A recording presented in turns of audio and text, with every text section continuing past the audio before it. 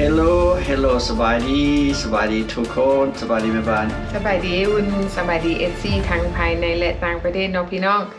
หลายๆคนอาจจะเห็นข่าวด่วนข่าวฮ้อนมื้อนี้เนาะด่วนขนาดมื้อนี้ถือว่าเป็นข่าวที่ออกมา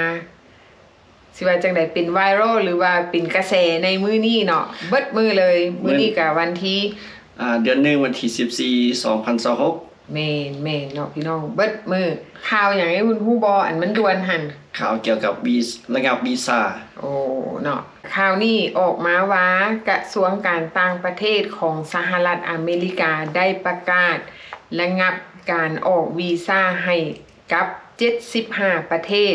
แต่ว่าหนึ่งในนั้นก็รวมไปถึงประเทศไทยหรือว่าพี่น้องไทยเฮานั่นเองเนาะก็ถือทางกระทรวงการต่างประเทศนี่เขาเจ้าก็ส่งข้อความว่าเขาเจ้าระงับหรือว่าโจะซัวขาวแบบบ่มีกำหนดซึ่งจะเริ่มมีผลบังคับใช้อย่างเป็นทางการตั้งแต่วันที่21เดือน1ปี2026เป็นต้นไปเนาะเหตุผลบางคนก็อาจจะอยากรู้เหตุผลว่าอ้าวเป็นหยังเนาะได้ยินแต่ว่าทางประเทศลาวถูกสั่งเบ้นหรือว่าถูกสั่งระงับแบบเต็มรูปแบบบัดนี้พัดมาถือกับพี่น้องไทยเฮาเนาะพี่น้องแต่ว่าความแตกต่างก็คือประเทศลาวถูกระงับประชาชนลาวนั่นบ่สามารถเข้ามาสหรัฐอเมริกาหรือว่าบ่สามารถขอวีซ่าได้แบบเต็มรูปแบบแต่ว่าเนาะทางของพี่น้องไทยนี่ถูกระงับแบบชั่วคราวเนาะแบบชั่วคราวแล้วก็แบบบางประเภทบ่ได้ทุกประเภทคือแบบของลาวเนาะบางประเภทเท่านั้นเหตุผลอยากฮู้บ่เหตุผลในอุ่นอยากฮู้เหตุผลบ่อยากฮู้เหตุผลเกี่ยวกับหยังเนาะเหตุผลก็มีคือเพื่อทบทวนและยกระดับขบวนการคัดกรองและตรวจสอบประวัติของผู้สมัครโดยเน้นใส่การป้องกันผู้ที่มีแนวโน้มที่จะมาเป็นภาระของรัฐบาลหรือผู้ที่อาจจะต้องมาพึงสวัสดิการของรัฐหรือว่าสวัสดิการในการดำรงชีวิตเนาะพี่น้องบางคนที่ว่าคนลาวเฮาที่มาใหญ่อยู่นี่อาจจะงงเนาะได้ยินแม่บ้านเว้าว่าคำว่าสวัสดิการสังคมมันแม่นอีหยังไอ้อุ่นฮู้บ่อันนี้เฮาก็พอจะเดาๆซื่อๆแต่ว่าให้แม่บ้านอธิบายให้ทุกๆคนฟังว่าสิแจ้งกว่ามันแม่นหยังภาษาอังกฤษสวัสดิการว่าสวัสดิการสังคมไม่รู้บ่ภาษาอังกฤษคล้ายๆแบบ depend on แบบรัฐบาลแบบneed help from government สวัสดิการสังคมเนาะแปลเป็นภาษาอังกฤษเขาห้องว่า social welfare เนาะแปลเป็นภาษาลาวเอิ้นว่าสวัสดิการสังคมบางคนอาจจะบ่เข้าใจโอ้ยสวัสดิการสังคมบ่เคยได้ยินเพิ่นว่า เนาะอันนี้เฮาได้ยินจากคนอ้อมข้างเฮาเองเนาะเพิ่นว่ามันแปลว่าอีหยังสวัสดิการสังคมอันนั้นเขาห้องว่า social welfare ความหมายของมันก็คือว่าความเป็นอยู่ที่ดีของสังคมซึ่งได้รับผ่านโครงการร่วมมือจากรัฐบาลกับภาคเอกชนและก็ชุมชนบ่ว่าจะเป็นประชาชนเฮานี่แหละเนาะได้มีการร่วมมือกันก็คือจากที่เฮาเสียแท็กไปได้จ่ายแท็กไปการหักภาษีนั่นเพื่อเขาเจ้าไปเฮ็ดเป็นเกี่ยวกับตั้งมาเป็นโครงการสวัสดิการสังคมเพื่อหยังเพื่อว่าสนับสนุนในการเบิ่งแยงดูแลประชาชนทางด้านสุขภาพที่อยู่อาศัยอาหารความช่วยเหลือทางด้านการเงินเพื่อให้มั่นใจว่าประชาชนจะได้รับการช่วยเหลือขั้นพื้นฐานลดความทุกข์ยากและปกป้องประชากรที่อ่อนแอหรือว่าคนที่ทุกข์ยากลำบากที่บ่สามารถช่วยเหลือตัวเองได้ทางด้านเศรษฐกิจ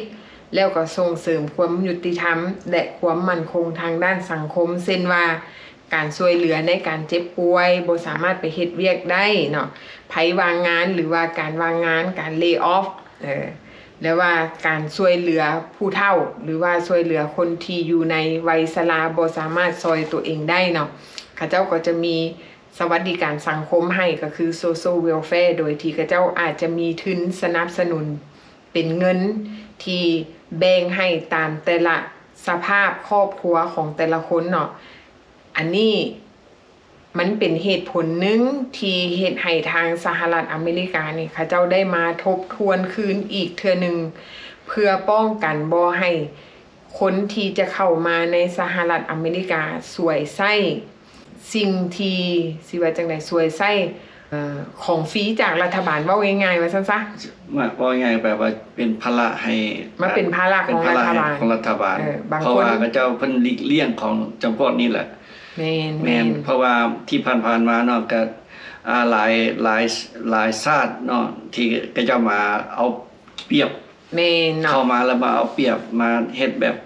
fraud เนาะ fraud ก็หมายความว่าหยังแม่นแบบว่าซอโกงแม่นเฮ็ดขี้ตัวแม่นอันนี้ก็จะมากวดเข้มงวดขึ้นเนาะเข้มงวดขึ้นบางอันนี้เฉพาะบางคนเนาะเฉพาะบางคนที่เขาเจ้าเข้ามาแล้วมาหวังผลประโยชน์ของชาติว่าซั่นซะสวยไส้โอกาสทางนี้เนาะเพื่อว่าบางคนมาแล้วคิดว่ามันสะดวกสบายสำหรับตัวเองแล้วก็บ่อยากไปซอกหาเวียกเฮ็ดงานทำคิดว่าทางสหรัฐอเมริกาเขาเจ้ามีความอีตุนแล้วเขาเจ้าก็ให้เงินช่วยเหลือแต่ว่าเขาเจ้าก็ให้เป็นการช่วยเหลือเบื้องต้นเพื่อที่เฮาจะสามารถยืนด้วยล้ำแข้งตัวเองเพื่อที่จะไปหาซอกเวียกเฮ็ดงานทำแต่ว่าบางคนที่ได้กินเงินนี่แต่ว่าหลังจากได้แล้วเขาเจ้าก็บ่อยากไปซอกหาเวียกเฮ็ดงานทำเนาะอันนี้เฉพาะแต่บางคนเด้อเฮาบ่ได้เหมารวมเนาะเพราะว่าทางรัฐบาลเขาเจ้าเน้นใส่บุคคลเหล่านั้นเนาะได้อีกอย่างนึงบุคคลใดที่ขอวีซ่ามาสหรัฐอเมริกาเขาเจ้านอกจากว่าเขาจะเบิ่งประวัติส่วนตัวเฮาแล้วเนาะว่าเฮามีเงินบ่มีทรัพย์สินเพื่อที่จะค้ำประกันตัวเฮาเองมาอยู่สหรัฐอเมริกาบ่ว่าจะเป็นวีซ่าท่องเที่ยวมาเหตุการณ์หรือว่ามาเรียนหนังสืออันนี้เขาเจ้าก็กวดคืนเพราะว่าหยังย้อนว่าเขาเจ้าบ่อยากให้บุคคลเหล่านั้นเข้ามาแล้วช่วยเหลือตัวเองบ่ได้แม้กระทั่งสปอนเซอร์เองก็ตามเนาะสปอนเซอร์ที่จะไปสปอนเซอร์หรือว่าไปรับประกันเอาญาติพี่น้องบ่ว่าจะเป็นพ่อแม่คนในครอบครัวมาสปอนเซอร์นั่นก็ต้องมีทรัพย์สินหรือว่ามีเงินเพียงพอที่จะเลี้ยงดูรับผิดชอบคนหนึ่งที่จะเอามาอยู่นำเฮาเพื่อจะบ่เป็นภาระของรัฐบาลรวมไปถึงด้านสุขภาพเฮาได้ยินว่าคนใดที่เป็นโรคอ้วนที่เป็นเบาหวานเวลาไปขอสัมภาษณ์ถ้าหากว่าเฮามีโรคประจำตัวทางสถานทูตเพิ่นอาจจะปฏิเสธการออกวีซ่าให้เพราะว่าเขาเข้าใจว่าบุคคลเหล่านั้นอาจจะมาเป็นภาระทางด้านสุขภาพอยู่ที่สหรัฐอเมริกาเวลาเข้ามาแล้วเฮ็ดเวียกบ่ได้ก็ไปขอ Medicare ขอเรื่องประกันสุขภาพนั่นเองเนาะคือแม่นก็จะเบิ่งแบบนักท่องเที่ยวคือกันแม่นก็จะสิกวดรวมเลยก็จะคือเฮาว่าล่ะเก็บกวดเข้มงวดทุกสิ่งทุกอย่างบ่ว่าแม่นี่ยังมาเหตุการณ์อยู่นี่แบบเฮ็ดสมัครมาเหตุการณ์อยู่นี่ก็จะต้องกวดเรียบให้เข้มงวดคือกันแม่นสุขภาพmake sure ว่าเจ้า healthy person แม่นหมายความว่าเฮาต้องเป็นคนที่มีสุขภาพแข็งแรงบ่มีโรคประจำตัวอาจจะมีแบบเล็กๆน้อยๆความดันสูงความดันต่ำแต่ว่าบ่ถึงขั้นว่าเป็นเบาหวานต้องได้กินยาประจำหรือว่ามีโรคประจำตัวเนาะอันนี้แม่นอาจจะเนาะที่เขาเจ้าบอกว่าอาจจะพิจารณาเป็นพิเศษเนาะเขาเจ้าก็บ่ได้ตอบปฏิเสธว่าโอ้คนเป็นเบาหวานคนเป็นโรคอ้วนบ่สามารถออกวีซ่าให้เพิ่นก็บ่ได้ว่าแต่เพิ่นเว้าว่าอาจจะพิจารณาเป็นพิเศษกวดสอบเนาะกวดสอบแบบพิเศษเนาะอันนี้ก็คือเหตุผลที่เขาเจ้าได้เป็นทั้งเป็นเหตุผลทั้งเป็นข้ออ้างที่เพื่อจะบ่ให้วีซ่าแกให้แกบรรดา75ประเทศแบบง่ายๆก็ว่าแม่นเนาะอันนี้แม่นเหตุผลหนึ่งที่เขาเจ้าออกมาบอกเนาะและอีกอย่างนึงผลกระทบต่อกับพี่น้องไทยเฮาเองเนาะก็คือว่าถ้าหากว่าพี่น้องไทยเฮามีการนัดสัมภาษณ์หลังจากวันที่21เดือน1ที่จะมาถึงนี้เนาะขบวนการดังกล่าวอาจจะถูกยกเลิกหรือว่าถูกปฏิเสธแบบอัตโนมัติจนกว่าจะมีการเปลี่ยนแปลงจากคำสั่งทางการของสหรัฐอเมริกานั่นเองเนาะแล้วอีกอย่างหนึ่งทางสำนักข่าวของสหรัฐอเมริกาเนาะ Fox News เขาเจ้าได้มารายงานว่าณปัจจุบันนี้ประเทศโซมาเลียนี่เขาเจ้าได้รับการกวดสอบแบบพิเศษแบบเข้มงวดจาก เจ้าหน้าที่ของรัฐบาลกลางของสหรัฐอเมริกาเพราะว่าจากกรณีที่มันโด่งดังเกี่ยวกับการฉ้อโกงที่เป็นวงกว้างเนาะอยู่ในรัฐมินนิโซตาเพราะว่าปัจจุบันนี้เจ้าหน้าที่ไอซ์ได้ลงกวดล้างคนที่มาจากประเทศโซมาเลียเพราะว่าเขาเจ้าได้รับเขาเจ้าสิว่าจังใดอัยการเนาะเขาเจ้าตัดสินออกมาว่าเขาเจ้าได้กวดพ่อคนประเทศโซมาเลียหรือว่าคนอเมริกาคนสัญชาติอเมริกาแต่ว่าเสื้อสายโซมาเลียได้รับการได้เฮ็ดสิ่งที่ผิดกฎหมายก็คือการฉ้อโกงเกี่ยวกับเรื่องการช่วยเหลือเนาะการช่วยเหลือบ่ว่าจะเป็นช่วยเหลือเรื่องเด็กน้อยผู้หญิงผู้เฒ่าจังซี่หรือว่ามีการฉ้อโกงกันเกิดขึ้นโดยมีค่าใช้จ่ายโกงเงินของรัฐบาลเฮ็ดให้รัฐบาลมีค่าใช้จ่ายเป็นจำนวนมหาศาลนอกจากนั้นแล้วเขาเจ้ายังตรวจสอบเน้นใส่พวกที่เข้ามาอยู่แล้วเนาะมาอยู่ตั้งแต่สมัยของพอตู้ไบเดนน่ะเข้ามาอยู่นี่แล้วมาขอกินเงินนำรัฐบาลมาขอกินเงินช่วยเหลือล่าเนาะหรือว่าเขาเจ้ามาลี้ภัยทางการเมืองอยู่นี่ได้ยินข่าวว่าวันที่17เดือน3อันนี้ข่าวเนาะพี่น้องข่าวว่าพอตู้ทรัมป์นี่เราตัดสินว่าให้คนโซมาเลียนี่ต้องได้ย้ายออกจากสหรัฐอเมริกาโซมาเลียตอนเจ้าลี้ภัยต้นผู้ตู้ไบเดนพี่น้องเด้อบ่แม่นบ่ทุกคนตอนที่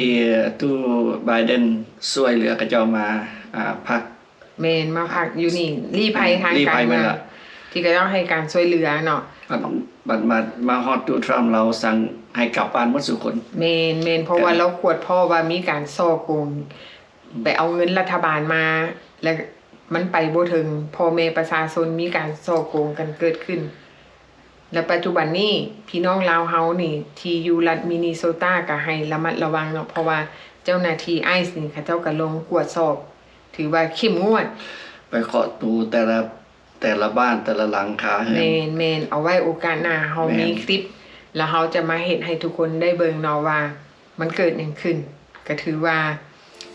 มื้อนี้ก็เป็นอีกข่าวนึงเนาะสดๆร้อนๆใหม่ๆเอามาเล่าให้ทุกคนได้ฟังว่ามันเกิดหยังขึ้นเนาะ1 วันพันเหตุการณ์เนาะพี่น้องเนาะพบกันใหม่คลิปหน้าเด้อสำหรับคลิปนี้บ๊ายบาย